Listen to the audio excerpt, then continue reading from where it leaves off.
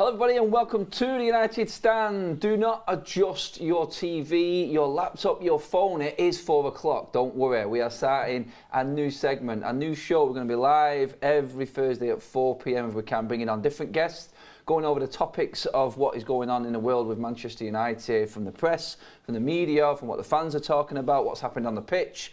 And we have got a little bit of that today as well. Introducing our guest for the first one of these shows. I'm really excited to drop this combo on you guys. We've got Ricky, who you all know, but making his debut on the show. Nuruddin, how are you, my friend? I'm good, mate. Bit bitter, cold outside Manchester. It is very, very cold in Manchester. Ricky, how are you doing, buddy? I'm all right, mate. I was out walking at 7 a.m. this morning, though it was cold then, mate. Oof. It was absolutely perishing. Brassic then, brassy cold, mate, brassy cold. Yeah, so what we're aiming to do on the show is obviously talk about the topics, like I said. We're going to bring in the media, major stories. Obviously, when the season starts to get started again, we are going to be looking at a lot more stuff that's on the pitch and the aftermath from that. We've got a lot to talk about, actually. We're going into what happened last night, talking about Ten Hag's reaction after the game. That's been talked about quite a bit on social media, I think, probably because we've had no football for such a long time.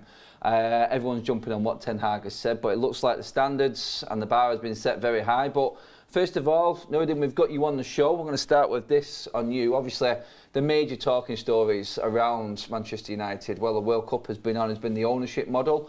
Guys, get your comments on this as well. Drop your comments into the live section. We want to interact with you and get your opinions on all of this. I've said a lot on this, Nuruddin, myself. I've done plenty of shows on it, but from what's happened over the last few weeks for you, just go through the emotion first of all when you heard the news and where you're at with it now in terms of this and the Glazers possibly leaving United. When I heard the news, I was like, where's this coming from? I wasn't really shocked or surprised. It wasn't a massive surprise because obviously the rumours have been going on since May, you know what I mean, since May, June, that the Glazers could be selling Man United, that they're looking for investment. We knew the Glazers have been, went to the Middle East in 2019. I think they went to Saudi Arabia looking for investment.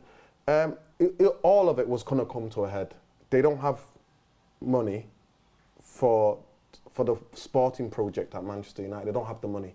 In terms of the infrastructure into the stadium, in terms of the infrastructure into the training ground, in terms of even maybe, because nobody talks about it, but making sure our women's and our youth team play in Manchester. At the moment, we play in Lee. Yep. City outside, it's a town outside of Manchester, in a sports field, not even centrally, it is way out, way out. So this idea, for me, it was all going to come to a head. As soon as the Super League went dead, this was going to come to a head because they didn't have the funds. They've used Man United, we all know, as a mortgage. I mean, Woodward really said that, didn't it? It's a mortgage that makes them money. Yeah. So this was going to happen, but for me, 17 years I've not been to the store. I've not bought anything in 17 years. So I support Man United, I love Man United, but it's like there's something missing. My heart is split. And when I try to talk to people, they're like, well, I love my club. I love everything about Man United. I've been going there, you know what I mean, since I was a kid. But while they've been here, I've not felt like proper connected to the club, even when they were winning. Yeah. The big trophies, I never felt, because, like I said, I think I've only ever missed 2 protests in 17 years against the Glazers. And you're telling me. Yeah, so for me, it's like I have to see it to believe it, mate. But it's going to be one hell of a party. Just letting everybody know, we're going to party like it's 1999. 99. I remember 99. That was a good one. Rick, I mean, we spoke about it generally off camera a lot. Your emotion, like what Nuruddin just said, when it first dropped, what was your initial thought to it? Was it like just a shock? Was it like, I can see this happening? Or did you have a bit of doubt as well, like this could be a smokescreen with what's going on and what's happened before? Yeah, definitely thought it could be a smokescreen. I thought it could be, anybody could have made it up, so to speak, and it'd have legs, wouldn't it? It'd be all over social media if anybody sort of made it up. So I wasn't certain at all about it, but obviously it's now obviously got legs, hasn't it? I'm a bit concerned. Who does buy it in the end? You could be out of the frying pan and into the fire.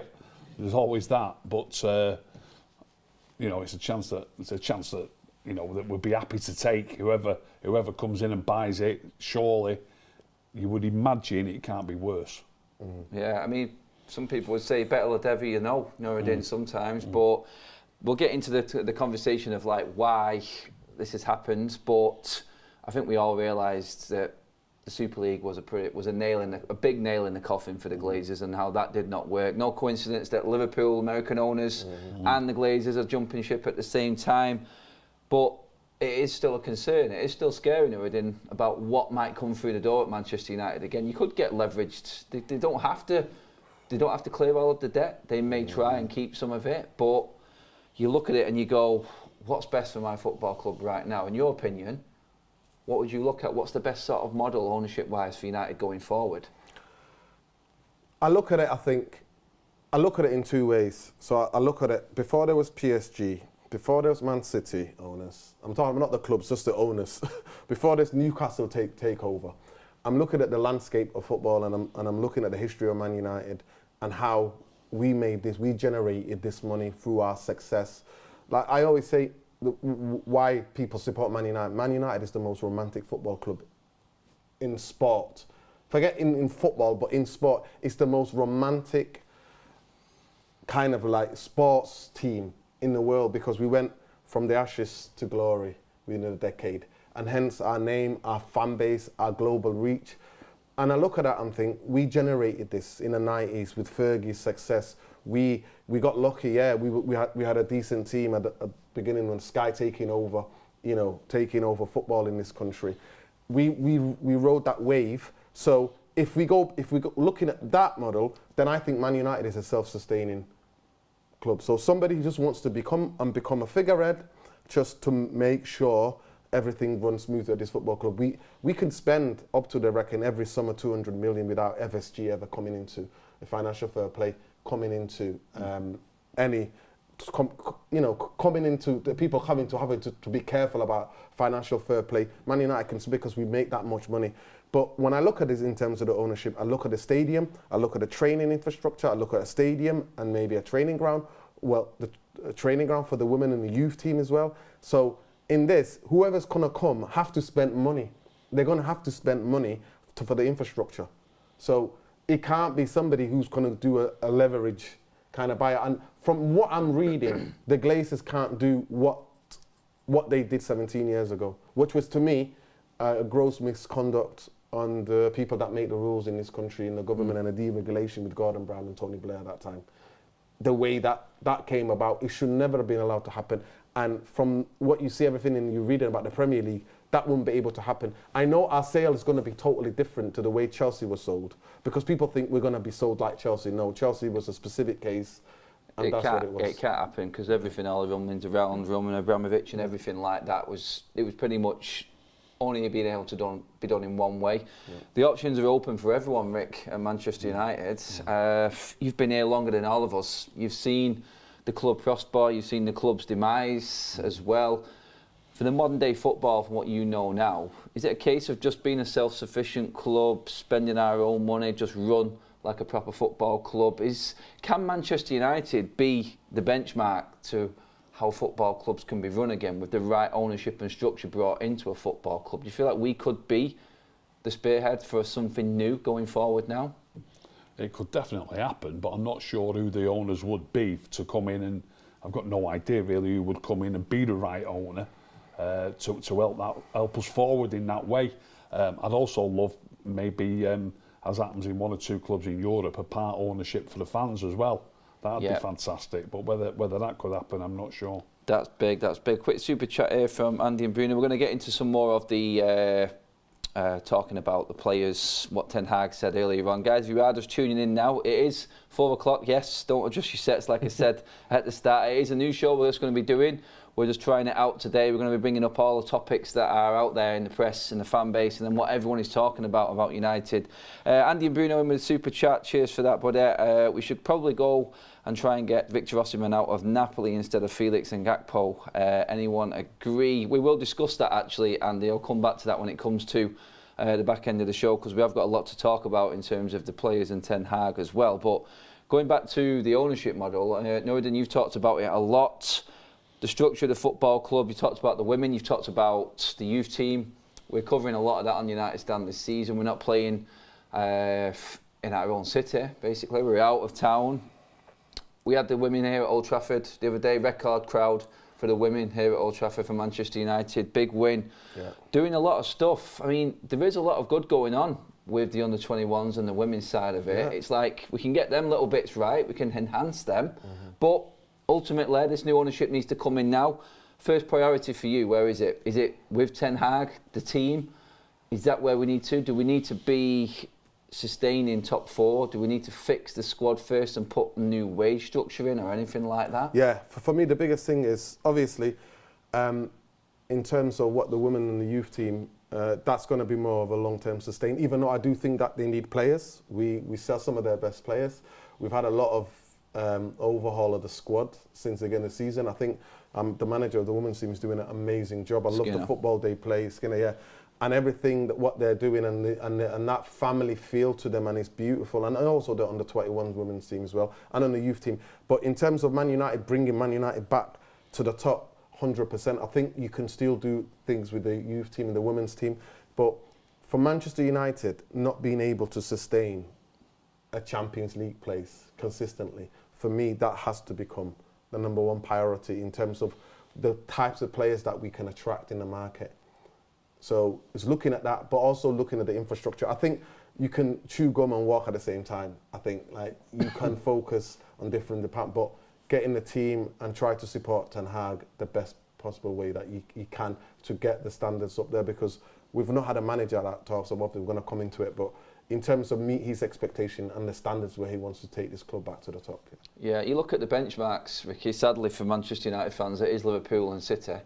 But you look at what Klopp's got behind him, you look at what Pep's got behind him. He's got a full structure which is based on their style of football. The club is fully behind the manager, and why they've probably been, I think they are now the top 2 longest serving managers in the Premier League, and you look at the amount of success that they've had in that time they've been. Klopp has a team above him which decides on players coming into his football club, and then he picks from a certain pool that his scouts and his directors of football, whatever position you want to call it, are brought in and have ready for him. Do we need to fully bank on Ten Hag and his style of football and then get right behind that? Otherwise, this is just pointless and we could be going back to square one again. Yeah, we've definitely got to get behind the manager. I'm not sure who the people are behind him. Like you spoke about the pool that Liverpool have got, and they pick players and then he chooses from those players. I'm not sure exactly how it works with United, whether he's just deciding on a certain player. I would think that is probably the way it goes when you look at the players that he's signed. Obviously, Eriksen was on a free, but he signed ex-Ajax players, hasn't he? Players that played under him. So you've got to assume that they are his signings, and he said, I want this player and I want that player. When you speak about spending money on players, for example, if you look at Anthony, how much was Anthony? £85 million? Yeah, a lot of money. I like him, he's a good player, but he's not what I would expect for that type of money. And I do believe that we could be shopping more intelligently, if you like. If that's directly his choice and there's nobody else been involved in that, I'm not absolutely over the moon that we've spent so much money on a player who's a good player, but he's not setting the world alight for me. You know, it's really a good point. It is a really good point, Rick, on that one, because it is a lot of money and he probably isn't worth that amount of money. But if we talk about what could have been, which was Ten Hag wanting him at the start of the summer. If you had a structure and a director of football, then you could have got him for maybe 20 million less. And then everyone's like, oh, that's about right. But that's what we're missing. It's just like, it does look desperate at the end, because, and it was funny how we actually went out and spent nearly 160 million straight after the protests at the Liverpool game, because that was big. And that went worldwide, that protest. And all of a sudden, United spend over 150 million on 2 players. Why was that in the summer earlier on, Norridin? That was the problem. This is it. So if you look at the time, so Ten Hag became the Man United manager. We got it in May that he signed to become a Man United manager. From May onwards until he finished with Ajax, we knew the type of player. I remember the first player Man United were linked with from the Dutch side was Malacia. Anthony then was missing, and Timber. Yeah. So we sidestepped Timber. I don't know whatever reason. We got.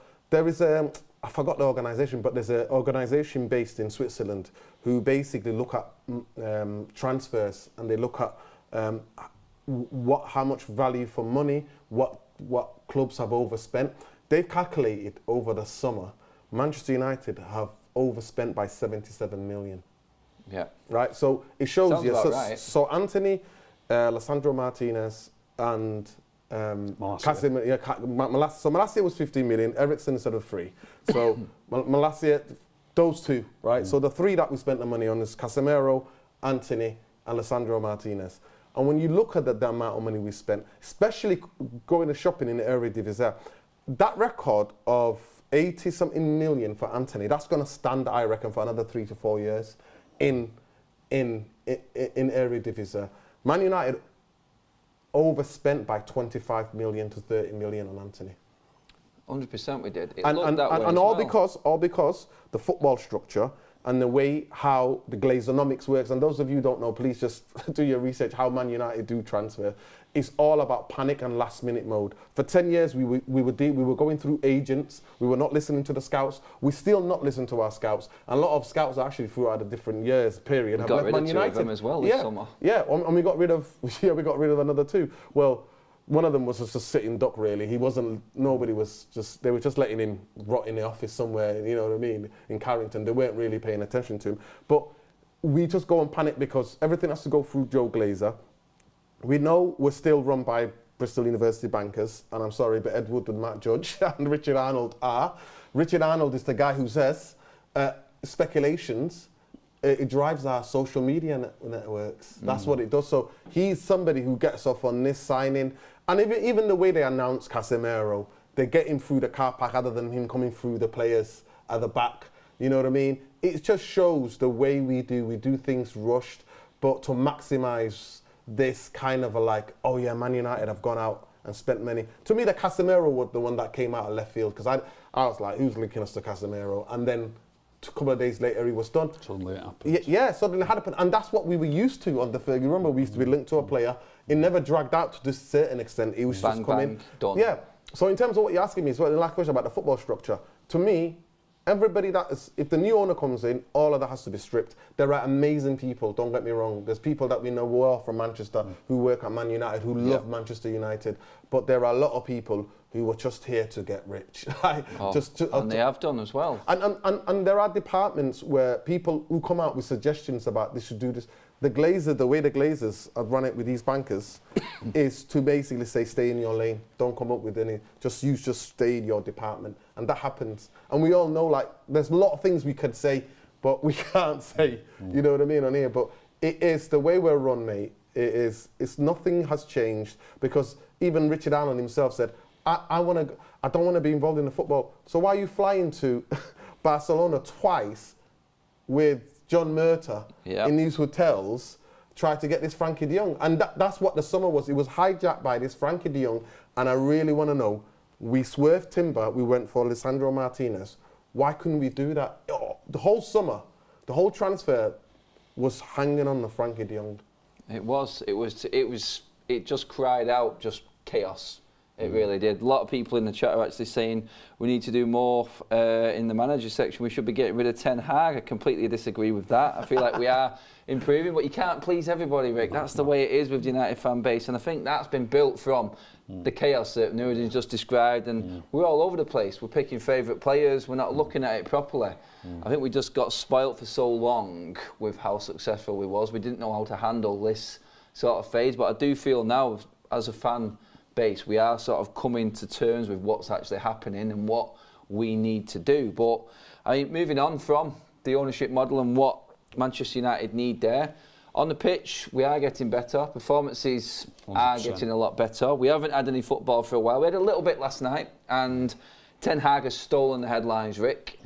Some people were saying he's gone in pretty hard. It's just a meaningless mid-season friendly, but the word there, mid-season, Rick, it's like he needs to be, and he wants to be ready coming back from this World Cup, and he wants his team on point. Is he right in the way he was analysing that game last night and how hard he went in on everyone after it? Well, they were saying before the game that he doesn't take any game as a friendly.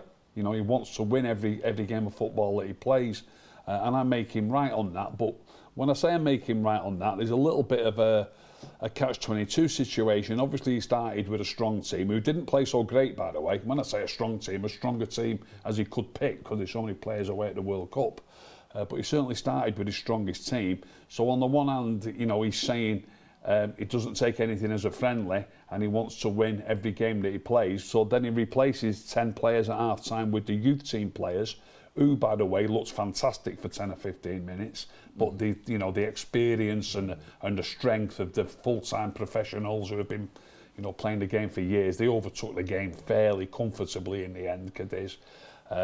So the manager has.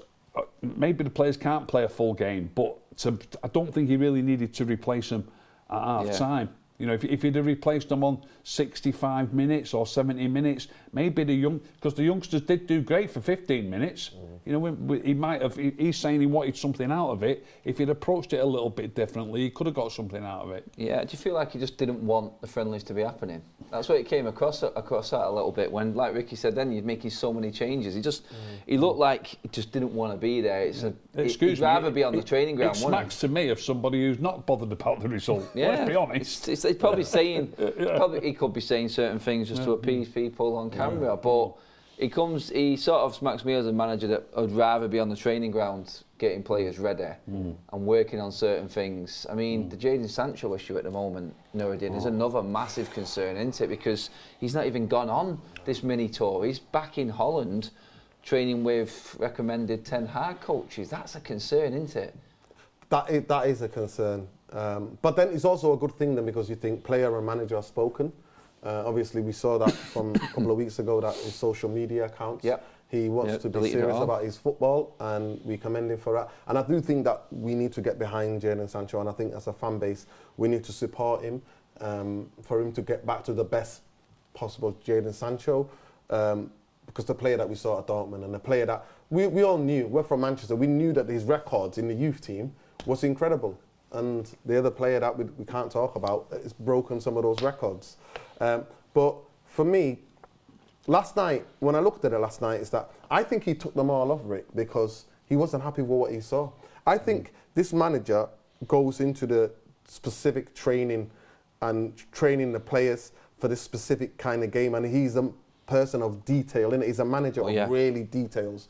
And I think what he saw from some of our B team, if you want to, some of the players who have not been, who have not been getting game time, just were not good enough. And then he was just like, you know what? I'm going to show you up now, because we've worked on this. I've prepared you. We've been training now for a week, or how many, was it 10 days that they've been together now? And he's realised and said, you've not listened to anything I say. And that's why I personally think he's took them all off. Like he said, usually a manager would think 65 minutes. You know what, you take 3 off, maybe 4 off, and then... Especially when you're playing in 2 weeks. Exactly. So you bring some... I think he did that, and I think he was...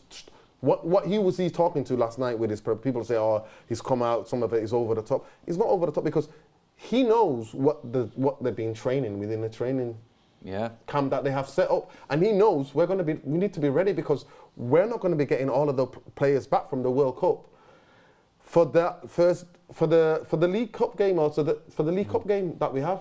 Is it against Burnley at Old Trafford? So to me, it was a massive to say to the professionals, wake up.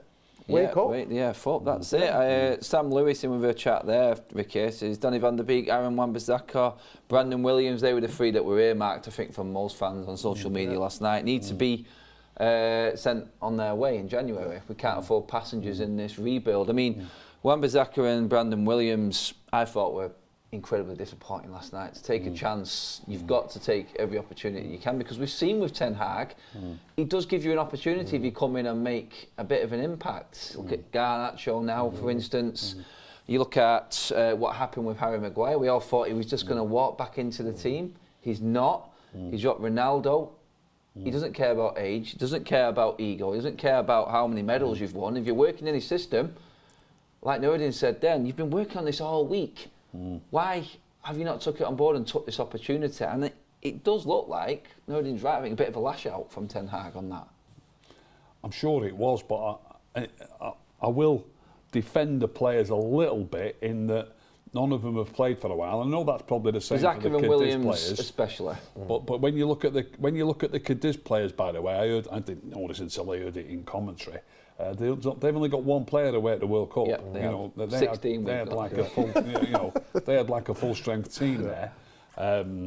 Obviously, all experienced professionals, or mainly experienced professionals. So I think to actually go in on the players who've not played for so long, and they might have been training together, but they haven't played together. Brandon Williams probably doesn't even know Ilanga or, do you know what I mean? Garnacho perhaps. So it's a real mishmash of players who are trying to do the best, to come together, playing against a side that have played together a lot, and to give them 45 minutes and then take them all off.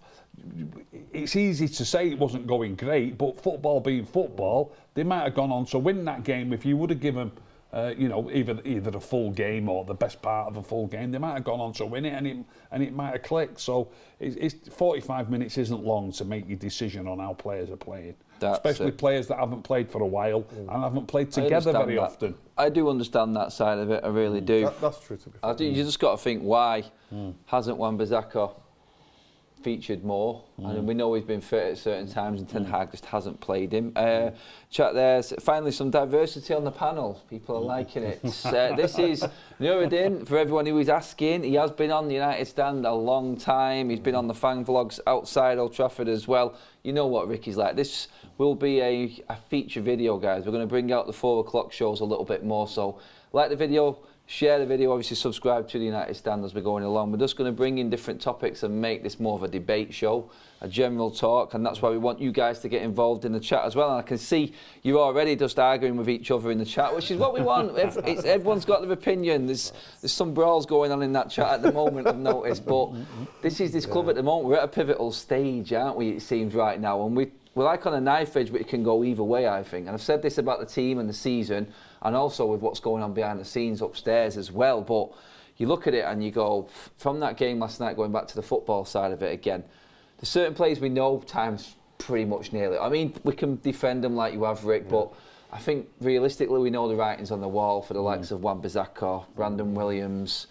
I would say Donny van der Beek's time is running very, very thin now. But there are other players that came on, and you praised the under-21 players that came on. 18, 19, 18, very young players there. I'll mention Iqbal, who got us the penalty early doors. Hasn't been at his best this season in the under-21s from what we've seen, because I've been to quite a lot of games. But there is a disruption in the under-21s. You're in the first team squad, you can't play in the under-21 team on a Friday, and it gets mixed up. United have won one game all season in the under-21s. Just goes to show, though, that we are integrating a few players into the first team squad. Iqbal last night, Ricky. Impressive. That run and that cut through, he's starting to, and it was interesting how they interviewed him after the game, because I spoke to him on Tony. He's very knowledgeable, and he comes across very well. He looks like a bit of a father figure in a way, even at an early age. Are you seeing that sort of quality in him? Well, he just looks a good player to me, and usually, players, confident player. When you're playing as a youngster, the lads are not stupid. They look up to the players and appreciate the players who are good players. And Iqbal, he really looks a player to me. Garnacho did that yesterday, I noticed, with Iqbal as well. Garnacho is on a level at the moment, but even he knew, I think, straight away some of the qualities that Iqbal was bringing. But do you feel like he could be one that we may see more? Do you feel like he needs a loan if we're having to spend this money and stay in, like we said, the Champions League early doors? He's only 18. 19, sorry, I think. He probably could do with a loan and getting some more game time. We have got plenty of midfield players who are looking for games, aren't they? With Casemiro, Eriksen, McTominay, Fred perhaps. You know what I mean? It'd be difficult. I mean, to be honest with you, I'd give him a game ahead of Fred. I've got to be honest. I don't think there's one person in the chat will disagree with that one either, Rick. To be honest, but Fred's away with Brazil at the World Cup, so you wouldn't expect that either, would you? Could have a World Cup winner coming back, being dislodged by an 18-year-old youth player. Yeah. It's crazy. Well, Iqbal, for you, last night, Just for disclosure, I know him. I know the family. He's very mature. He's one of our own, innit? South Central Manchester. He's one of our own, mate. And he is, honestly, the levels. But I genuinely do think, I think nothing can. It's better for you at this age than mixing it up with the men and going out on loan. And obviously, there's been rumours about Carrick and Middlesbrough. Honestly, if I think him, Ten Hag, and obviously Iqbal have to come. Is he going to get some opportunities? Because he's been knocking on the door, mate. And at the end of the day, we've watched McTominay and Fred for years. We've seen enough, mate. We've watched even Eriksen at times where, you know what I mean, he could do a bit more. Sometimes he gasses out a bit too much. So if we're not going to see him come on maybe 20 minutes here and there, especially at home games, then I think there's nothing, Rick, honestly, that beats for young players than to be mixing it up, getting out of the comfort of Man United, getting out of the comfort, family, and going and finding out who you are as a player. What type of player are you? Okay, you put up with all the challenges and mixing it with professionals who you're going to say, oh, I'm in the team. My performance deserved in the team. And what better person than Michael Carrick? Do you know what I mean? What better person? It does look like a nice fit, that, doesn't it? The way Carrick, the same position, well, a little bit more defensive in Carrick's. But still, you've got a man there who knows everything there is about Manchester United, a team that's doing well. Carrick up for Manager of the Month, by the way, in the Championship. So he's obviously, he's putting his stamp on Middlesbrough. And knowing, like I said, knowing Manchester United, Carrick would seem like a good fit. I asked Zidane that question on tour. Would a loan move, would you go for it? He said he would happily go for a loan move. Obviously, he wants to make it. When asked the question, you obviously want to make it at United, don't you, as a young kid? You want to get in there, but we are stacked in that position at the moment. Not with like what people said and yourselves have said, with the right players. There are some that you would like to see, but another one in that position, you've spoken about him a lot. I've watched him all season. Kobe Mainoo last night. He's getting there. He's the youngest of the bunch. He's still got a bit of growth, I think, but there are early signs with Kobe that are really promising. And if you do watch the under-21s, you'll see how good he has performed this season. And big part of the FA Youth Cup winning side last season as well. Good prospect, Nuruddin. Brilliant. Shout out his dad, Mike, man. Listen, we call him the Stockport. You know everyone, don't you? You know everyone. Stockport Incy. Shout out, someone in the group chat, we call him the Stockport Incy. Stockport Incy, that's a good one. For me, he's somebody I'm so excited about because I can actually see him in the professional playing as a number 6. At time, if he wants to play as a number 8. He's played at 10 as well this season. Yeah, exactly. Or he wants to go and play short, long passes. What I love about him is the tenacity and the intensity and the aggression. And come on, we've been blessed with that at Man United, you know what I mean? We've been blessed with those type of midfielders and type of players. They were kids, before Fred and McTominay, we used to have absolutely guys who could do most things, who had a technical ability but also knew what he meant for the shirt. And he is just a talent, and I'm super excited about him.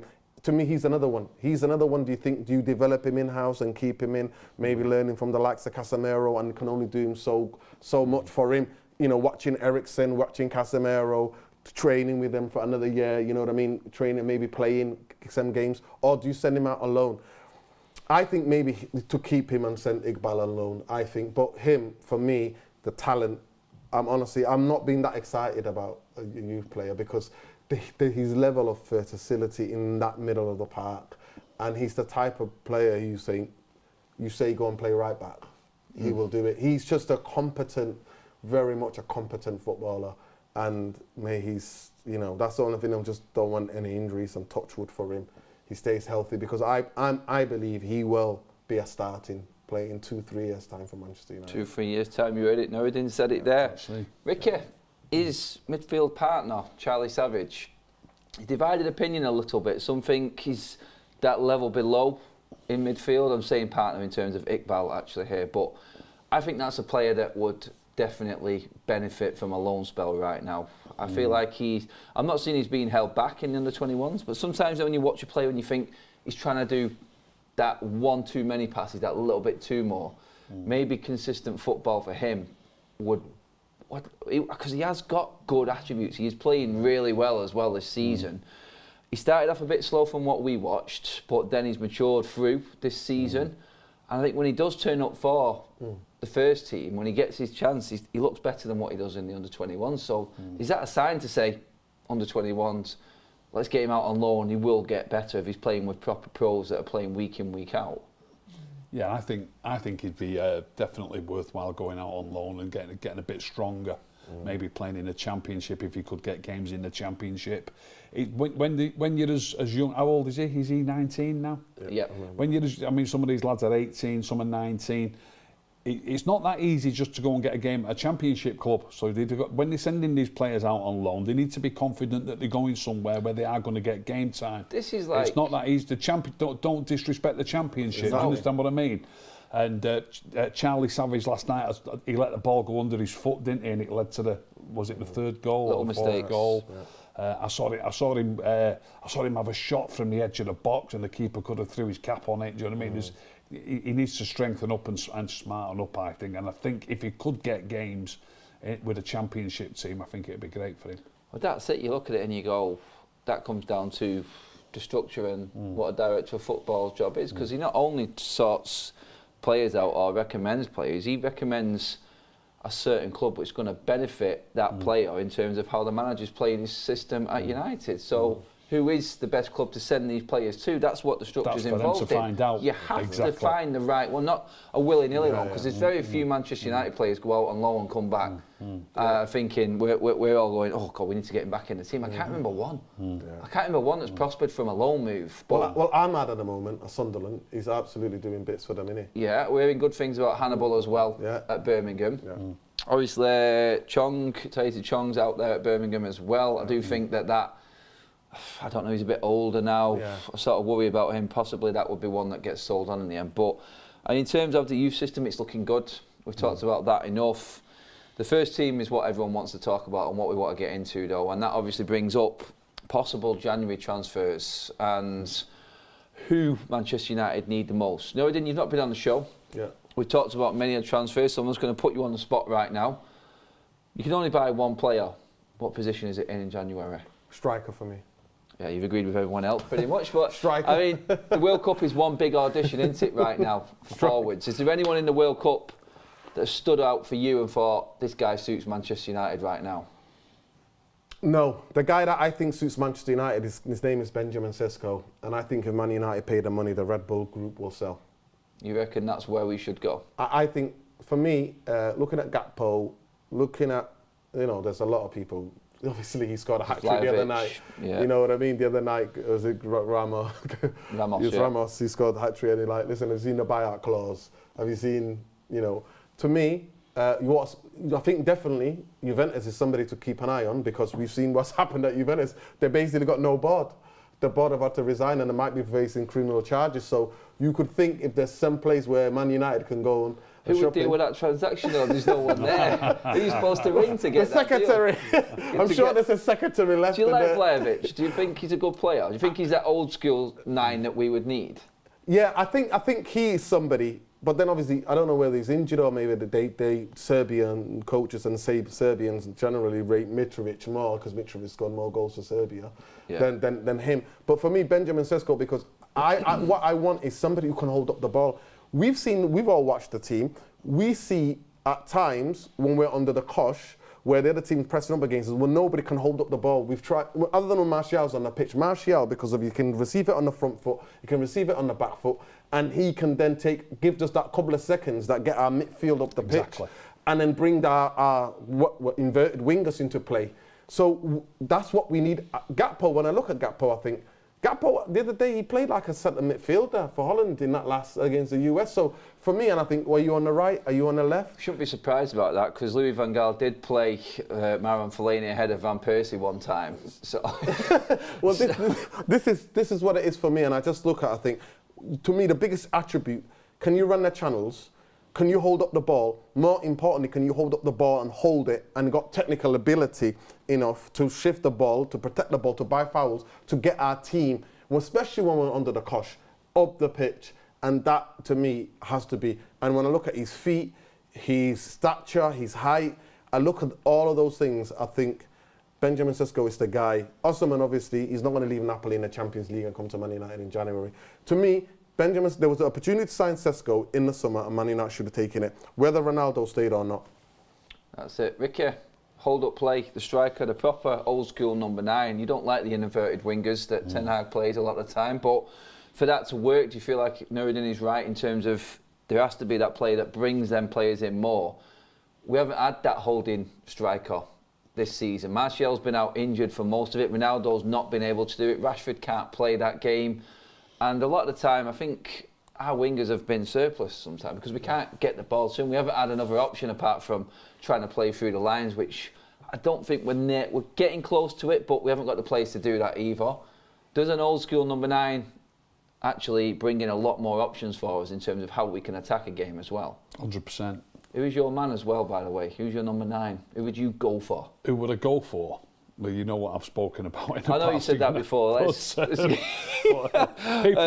The thing is, when I look at a player, you know who I'm talking about. I like Danny Welbeck. Do you reckon Danny can hold the ball up like that as a number 9? If you watch Brighton and watch him closely, and not just when they're playing against United, he's playing absolutely superbly. And he's 30 or 31, he'd want to come. You'd probably get him for 10 or 15 million. It's like a stopgap. I always look at players who can do a job for you, and then maybe, just maybe, somebody comes through the ranks in that year or two. I've spoken about when we spent £50 million on Wan-Bissaka and we still had Dalot at the time. It's 50 million quid down the drain for me. Maybe Dalot wasn't quite ready then, but maybe, we more or less give Ashley Young away. Maybe he could have done 6 more months and then Dalot would have been ready.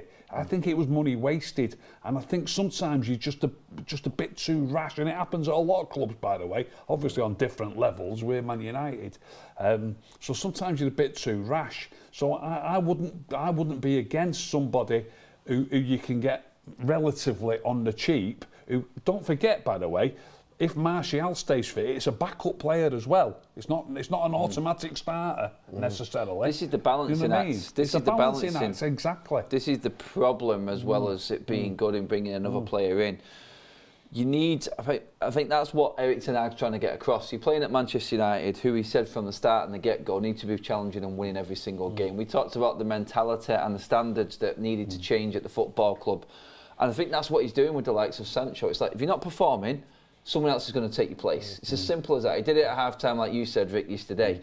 If you're coming into Manchester United, be prepared to sit on the bench, no matter who you are. He's club captained on the bench. He's took Ronaldo, the greatest player of all time, greatest goal scorer that there is in world football. He's put him out of the team because he's not liked the way he's worked. And this was before he spat his dummy out. Let's not forget, he dropped Ronaldo for the Liverpool game when we were on our asses and pretty much done. And it worked. So I feel like this is that balancing that you're talking about. He has to have that playing field where everyone who comes in, and this is where the sporting directors work and the help above him, because they can then go and find that player. And it's all happening a little bit too quick, I think, right now, and we can't expect too much. But I think he's trying to take away the Danny Welbeck player, the short stopgap type of player as well. Yeah. Because we've done this before and it's not worked for us in terms of Cavani's, Falcao's, Sanchez, Igalo, Igalo, sorry. It's just never worked for us. World Cup players, Rick, though. We talked about Vlahovic. Have you seen anyone in the World Cup that could probably do that role? You've watched pretty much nearly every game. I know you have. You've talked about every game. Is there anyone out there that you think, there's one that you may actually not think about but can come in? It's a difficult one. I've not been concentrating. I've watched virtually every kick, but I've not been concentrating and thinking, right, is there a centre forward here that I like that could come and hold the ball up for us? I was impressed by Gakpo, by the way, in the first 20 minutes of the first game. You was impressed with him from wide as well, though, wasn't you? Wide. It was a wide Exactly. position. The way he shifts the ball, I know we're talking about a different position and a different job here, but he's obviously a good player. Straight away, I could see the way he shifts the ball and the way he whips it across the box without having to get past the man. He's really quality player, I think. Two names that have come up in the chat there. He can play both positions, and he scored with each foot, scored with an header. This is it. Perfect, isn't it? I love to have him. But I don't think he's the answer to the striker centre forward position. I've spoken about it a while. People see him as like the Henry coming through, as the winger converted into the striker. The way United are at the moment, it seems like we're being forced into buying the exact thing because we want success so quickly. We're being rushed into things, I think. I'm guilty of this, because I said at the start of the season, I think finish 5th, build away in a style of playing, we'll accept that and move on. I've seen the way a couple of teams are now, and now I'm thinking we should be going for 4th. It just you change, don't you? The demand becomes what it is, and you expect. But 2 names mentioned, Mbolo from Switzerland. Yes. He was very, very strong the other day. I know Mark's mentioned this before in his show, saying international football is a lot slower than what the Premier League, the best league in the world, is. I've always backed Mitrovic. I said Mitrovic in the show with you, Rick. Would you just go in and throw 50, 60 million at Fulham and get Mitrovic? Is that again, though, at the wrong end of his career? I don't think the exact striker we need is available in January. And do we panic buy and then mess up the summer? That's the debate, I think. I know we've got the issue with Martial staying fit, but you've obviously got to hope that he does stay fit. If he does stay fit, are we really going to sign a player who's going to dislodge him from the team? I'm a massive fan of Anthony Martial, and really? I think it's obvious that the manager is as well. Yeah, he is, isn't of course. He's pre-season, you're right, Rick. He was. So is it really worth going splashing 50, 60, 70 million quid on a player who, if Martial stays fit, and we're only playing with the 1 striker, 2 wide men and 2 midfield men and a number 10, aren't we really? Who's going to get bits and pieces of games? Do you know what I mean? Is he going to sign a number 9 who's going to dislodge Martial? I don't think so. Of course, so long as Martial stays fit, that's the problem. I'm playing well. I'm playing well. I'd sooner sign somebody, like I've just said, he doesn't have to be the man that I've said, but I'd sooner sign someone for 15, 20 million quid and put him on the bench.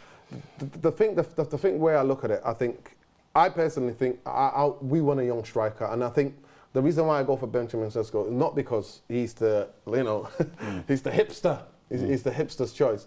For me, it's of his age. Like you mentioned before, we've been trying to put a plaster over a Grand Canyon. Yeah. What we've been doing with just a lot of honestly, I call us Simmer Frame FC sometimes. We're like a retirement home or for players to come and get paid at the end of their days. That's what it's become. So Benjamin Sesko, you look at his age, 19?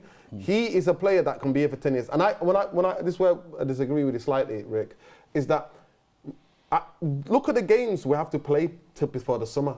It's still going to be congested. 3 games a week all the way through. Exactly. So Martial, physically, for him to be able to put that demands on him, knowing that his injury record is going to be too much because he's going to break down. So we do need somebody.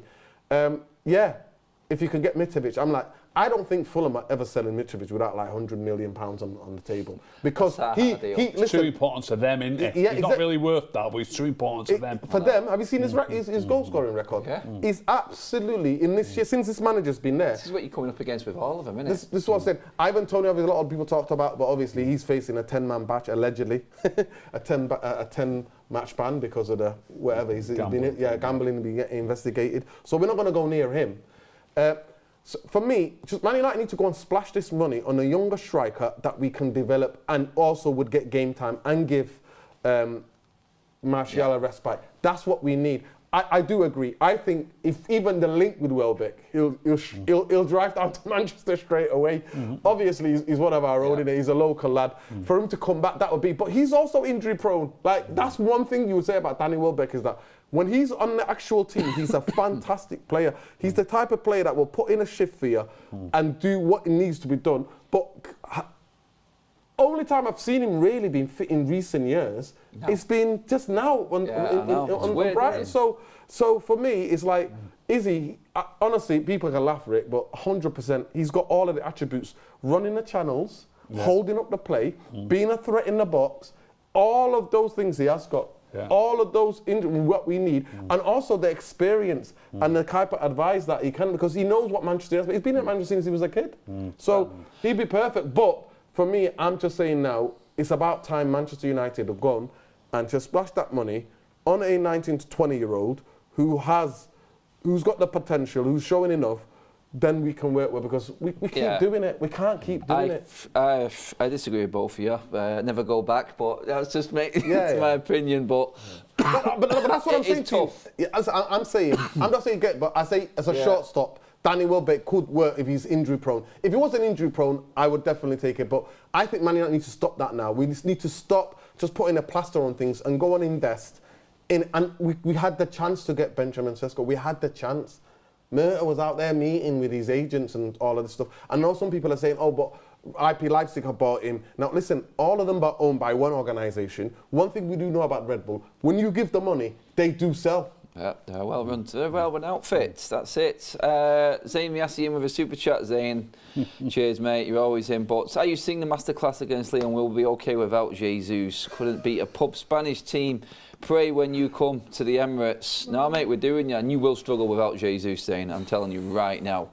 He's Definitely been fantastic for him this season. Yeah, Mario Franco, another super chat. Manchester United can't rely on one man. Martial is injury prone, and if someone comes in and dislodges him, it's just because he's not good enough, Ricky.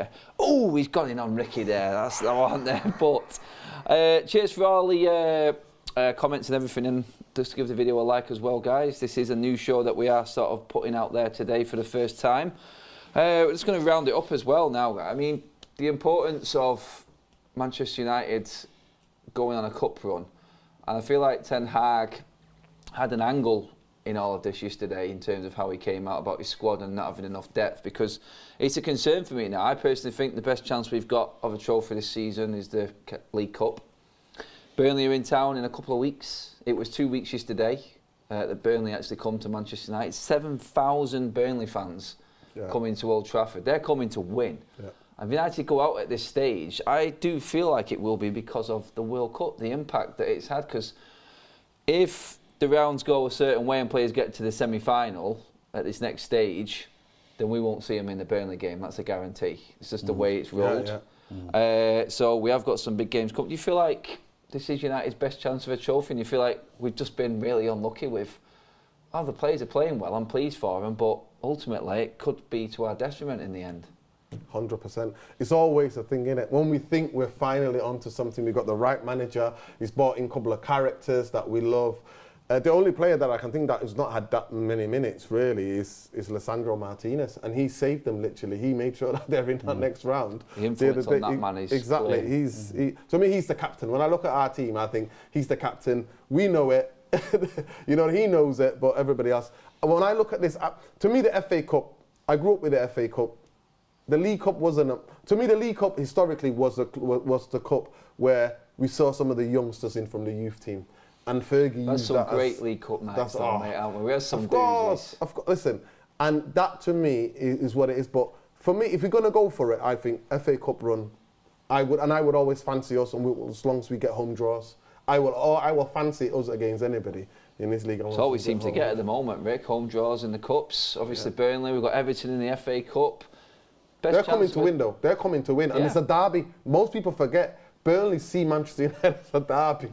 It's Greater Manchester. That's how they see it. 7,000 turning up says everything you need to know, Rick, about that. It's turning into a bit of a big game, this, to come back to. It's going to be a tough game, and obviously we're going to have a few players missing from the World, not back from the World Cup, or maybe only just back from the World Cup. I don't think we're going to be anything like at full strength.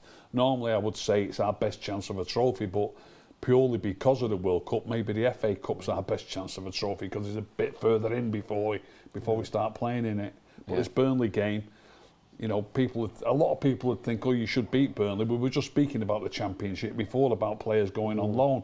None of our youth players would get a game, I don't think, if they went playing for Burnley, for example.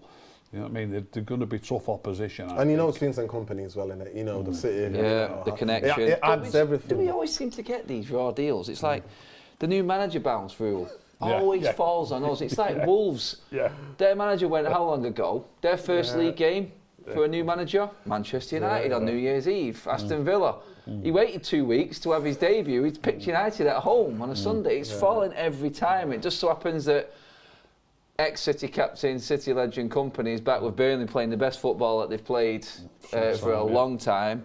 First game back again. It's like, right, okay, but I think in the end, if you're looking at the fixtures right now, who've we had go back early? We had Pellistri and Ericsson. That's it. This weekend could be a big one for us because you've obviously got England against France. So we're going to get 1 or 3. Yeah. Which would you rather have? You rather have Varane back or Shaw, Maguire and Rashford? Varane. Varane. By the way, you mentioned Maguire before. Ten Hag has made our captain is 4th choice centre half. And he's England's saviour. And he's thinking, That's the one, isn't it? it's crazy. I would have Varane back just because his organisational skills for that game. I would take. I'd rather have Varane back just because it means England have got through. It's a very good point, Rick. That one, that's the one. Clip that one. I mean, the Netherlands against Argentina. We'll get some players back there. Obviously, Martinez or Malacia, whichever way that goes. So we will have some form. We'll have some form of defence in place. I think this weekend we'll have plenty of defenders coming back, full backs and centre backs. So that's probably good because they then will be available for the Burnley game. But what's the chances of getting Dalot and Bruno Fernandes back? I think they'll beat Morocco, and I think they'll be the ones that we really miss. They have been superb in this tournament so far. Absolutely outstanding.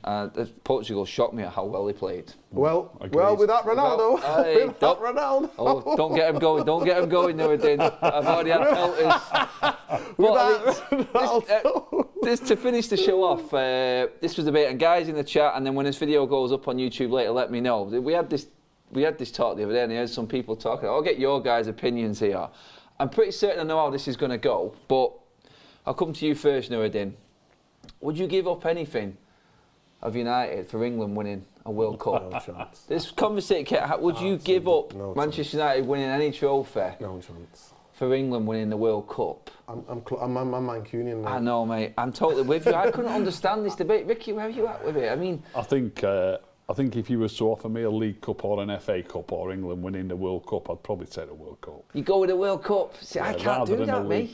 I can't stand it, mate. I don't know what it is. Okay, I'll put it this way. For me, you know, the sign says done it, Republic of Mancunia. And he said it, we're not even in England, you know what I mean? We're not even in England, you know, we were our own state. But the biggest thing is that for the betterment of everything that's going through in the country, how everybody with the cost of living crisis and, you know, like how everything has been the past couple of years in this country, just for that unity to have that massive street parties. It'd be a massive fillet for the you know what I country, mean? It would be, to me, it's like, and in that, I'm a people's person, innit? So I would want the happiness of everybody, you know what I mean? And the best thing about football, innit, it brings everybody together, doesn't it? So in that sense, when I'm looking at it, but listen, I remember those songs, I don't know about you two, but I remember those songs about Man United and how Man United, you know, this, and the whole reason why there is a section of our fan base that do not associate. Exactly.